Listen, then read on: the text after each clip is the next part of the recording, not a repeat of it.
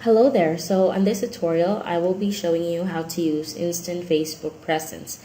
So as you can see, it looks pretty much the same as the previous Instant Presence products. So if you've been using them, they shouldn't be so unfamiliar to you. Either way, if you're new, it's really very just easy to use and I will show you how to do it. So let's start looking at this top area right here. Now you can see that we have these undo and redo buttons that take you a step back and a step forward respectively. So this area right here are the editing stuff. You can choose to upload your own images to the canvas. You can edit the colors of the elements, text, the shapes through this color button right here. You can also arrange your layers, like bring them forward or send them backward through these options, which are currently disabled because we are not like editing any stuff right now. Also the delete function if you want to remove anything on your canvas, so just click this one. Now we also have the drop shadow. This is a general function that you can use to add drop shadows to any element in your canvas. I will be using all these editing options later so you can see how it actually works. Now, you can also choose the size of your canvas through this option. Just click on this drop down button right here on the bottom right, and a drop down will show with preset standard Facebook image sizes. Just click on any of these that you like and the canvas will automatically change like that. Alright, now if you want to input your own dimensions, just click on custom size. This pop-up will then appear and you just have to type your width and height here respectively. Just replace these digits. Also a reminder, it's already shown here. You're only allowed to type a minimum of 50 pixels in width and height and a maximum of 1300 pixels in width and height. Now if you want to observe the changes, click OK, and if you want to discard it, just hit cancel. Okay, so I want to do a timeline post. Alright, now next up is the preview button right here. The preview button allows you to preview the actual size of the image you're working on. So hit on the preview and a pop-up will appear with your image's exact size. So it's going to be like this, but we still have an empty one, so it looks like this. Now if you want to go back to editing, just hit this close button in the upper right corner. So right beside the preview button is a download button. It allows you to download the PNG file for the image that you're working on or you're editing at the moment. And also we have the save and the save as buttons. If you want to save your work in your members area, you will be able to save it. Just hit the save and enter your file name and hit save. But I'm gonna cancel. Save as is to save it in another file name, like in a whole different file, which still can be seen on your members area. So if you didn't finish your work or if you want to go back to editing it, you can just go back to it. It's gonna be on the list in your members area. Alright, the patterned area is not part of the canvas, and this area with the gradient is your canvas. We've differentiated them so you won't get confused. Now, I'm gonna start adding stuff to it. So here on the left sidebars, you will be able to add a lot of stuff to your canvas like text, background, border, graphics, and shapes. I'm going to start with adding some text to it. So to add a text, go to the text panel and then click this add text button and a text will appear on your canvas. To edit that, just double click it and type in your text.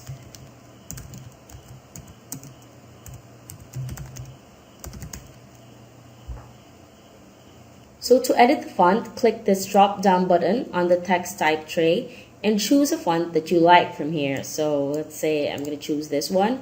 Just click it and it will directly reflect on your canvas.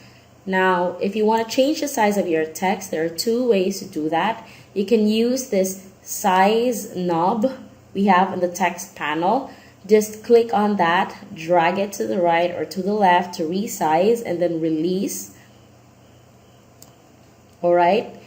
Or you can also use the toggle buttons that can be seen when you select your text. So just click outside and click your text again, and you will see this border right here. Now, if you drag your mouse to the corners, you will have the option to resize it. Just click on any of the corner and then drag. And as you see, as I am dragging, the size changes. Now, release if you're satisfied with the size, and that's pretty much it.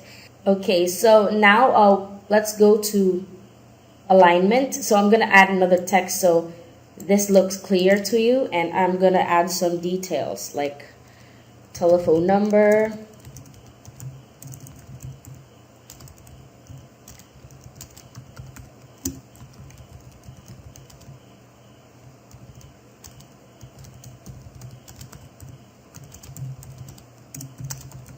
so this is a sample one. I'm just gonna resize that, put it there. So now what I want to do is to change the alignment so you'd see how it changes. I've selected the text, and now I'm going to click the left align, which you will see nothing will happen because it's already left aligned. And then I will hit center align and then right align. So it's actually up to you on how you align these stuff, but this is how to do it. Now, you can change the color of your texts through this color option right here. So be sure to have selected the text you want to change the color, and then hit the color option here. So just choose and click any color that you like, and it will appear automatically. And I want a gray one for that, so here we go. And let me change this one too. You can also choose to change the color of a certain part of the text only. So to do that, you have to highlight that part. Now, double click your text, highlight the part that you want to change the color, and then hit on the color option and choose a color for it, say orange. So there you have it. I have different font colors in one single text line. Now I have a tip for you. If you want to have the same color in two different parts of the text or something, this is how you do it. So for example, I'm going to change this one to a dark blue or something like this. And if I want to change the name part on the same color as the your part, what I'm going to do is to highlight the your and then hit color. Here you can see that digits and number will show up. Just highlight that and copy it by hitting Control-C on your keyboard, which is, I think, Command-C on Mac, and then hit OK. Highlight name to change it to the same color as your, and then hit color, go here, delete this one, highlight and delete this one, and then paste what you've copied before. So that's Control-V or Command-V for Mac, and then hit OK. And that's how you have uniform colors. This can also be done for shapes. That was pretty much it with the text. So let's go to shapes. Shapes are vector images you can insert to your canvas. So to add a shape, just go to the shapes panel and then click on any shape that you want. So for example, I would want to add a circle. So with shapes, you can change its color. So just click on the shape and hit the color option and choose any color for it. I would want a white circle, so I'm gonna choose a white one. Also, by the way, for those who don't know, moving anything on your canvas is just a simple click, drag, and release. So that's pretty much it. For the size, just hover your mouse to the corners, and then this cursor will appear. Then you just have to click the corner, drag, and release, and it's gonna be resized simply like that. Now you can also rotate these, but it wouldn't be clear with a circle, but anyway, move your mouse to a little bit, just a little bit further from the corner, and this type of cursor will appear. Now click, drag to rotate, and then release. So that's pretty much it. Now let's go back to shapes. The good thing with shapes is that if you resize these things, the image doesn't blow, or the quality of the shape doesn't get ruined. So you see it's still fine because it is vector, so it's really very good to use. So I'm gonna move this shape here, and since it's covering my company name or the text that I have, I'm going to send it backwards. So this is how you use the send backward and the bring forward options. So right there, it's on the back. Okay, so that's not really clear. So that's pretty much it with the shapes. By the way, quick reminder, if you're gonna edit the color, the shape, send it backward or bring it forward, or even delete any element of your canvas, be sure to have selected it to observe the changes. All right, now let's go back. That was pretty much it with the shapes. Let's go to backgrounds. So in backgrounds, you have a few options for you. Now you can choose to have a transparent background by this first option. Click that, and that's going to be transparent like that. You can also choose to have a gradient, which is the default. And to change the color of this gradient, click on your background and then hit color, and then choose any color that you like. So you can do that again. You can do that again. So it's very simple like that. Now I would want a white one. We also have a few patterns for you to choose from if you don't want a gradient or a transparent background. So just click on these patterns and it will show on your canvas like that. Question: what if you want a solid background? How do you do that? Just go to shapes and then add a square shape, and then click it, stretch it to the max until it fills your canvas, and choose a color for it. Say I'm going to say a gray one, and then what you have to do is to send it to the backmost. So just like that. Let me change the color so you can see the borders. There's a slight border that you can see right here, although it's not very seeable right now.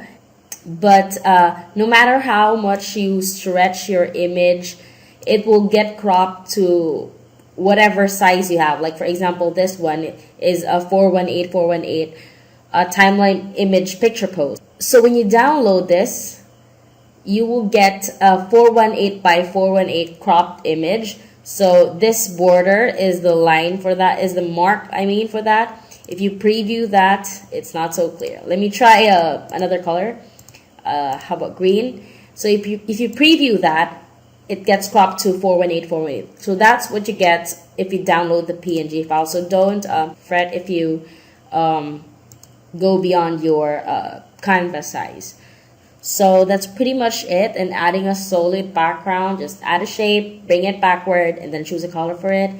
So I don't need that, so I'm gonna delete that. I'm already selecting it, so I'm just gonna hit the delete option right here, and it's gone. You can also use the delete button on your keyboard to remove stuff on your canvas.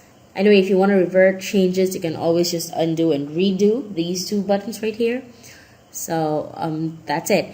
Now let's head on to borders. You can choose to have borders on your canvas too. So we have preset colors for you right here. Just click on any of these and it will appear on your canvas like that. Alright. So there you have it. Now just click on anything and it will reflect right away. If you change your mind and you want to remove that border, just hit this first option. Gone is your border.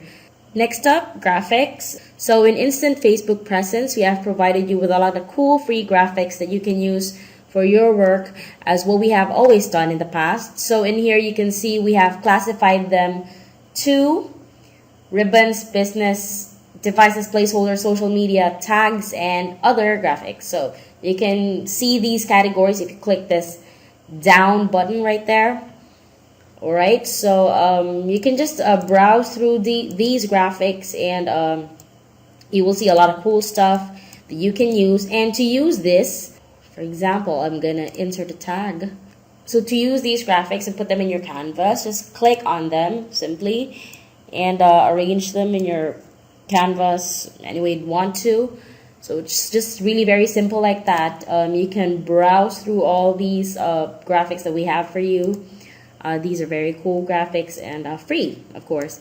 You can also choose to add your own images to your canvas by clicking this upload image button. Then, of course, after you click that, locate the file on your drive, which is actually this image. I would want to insert that one, and then open.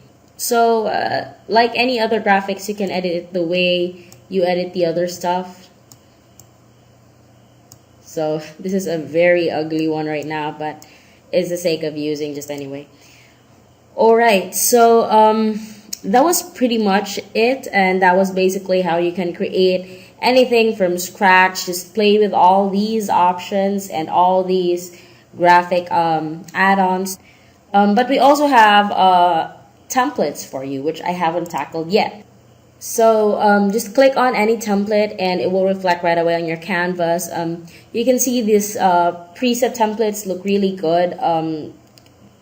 Our designers have designed these ones. So these actually save you a lot of time from starting from scratch, and it has a professional designer touch to it. Now you can access these templates by, of course, upgrading your account. These are over like 70 templates that we have for you. If you upgrade your account, saves a lot of time. You don't need to brainstorm for creativity. Very cool to use. So that's pretty much how you use Instant Facebook Presence. If you have comments and suggestions, send us a message through this feedback button right here, which you can see at the bottom right of your screen. We would love to hear your comments.